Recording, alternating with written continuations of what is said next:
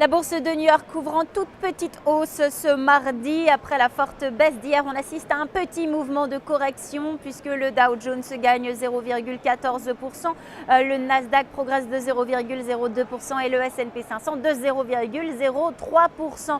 Les analystes s'attendent à une semaine très volatile avec peu de volume d'échanges. Les investisseurs vont rester sur la défensive avec bien entendu toujours en ligne de mire la crise en zone euro. Dimanche, les très attendues élections législatives auront lieu en Grèce et les investisseurs seront fixés à la fin de cette semaine sur le sort de la Grèce, maintien ou non dans la zone euro. Le cas de l'Espagne et celui de l'Italie préoccupent également. L'Espagne va bénéficier d'une aide de 100 milliards d'euros afin d'assainir son système bancaire.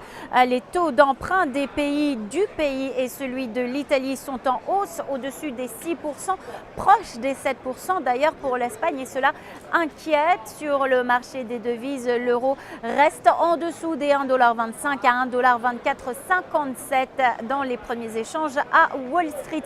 Côté américain maintenant, on a pris connaissance des prix à l'importation pour le mois de mai. Il recule de 1%, c'est à peu près conforme aux attentes. C'est aussi la baisse la plus importante depuis près de 2 ans et elle est majoritairement due à la chute des prix du carburant de 4,2% en mai. En attendant ce mardi, le baril de pétrole brut regagne un peu de terrain, plus 0,1% à 82,75 $ sur le NYMEX.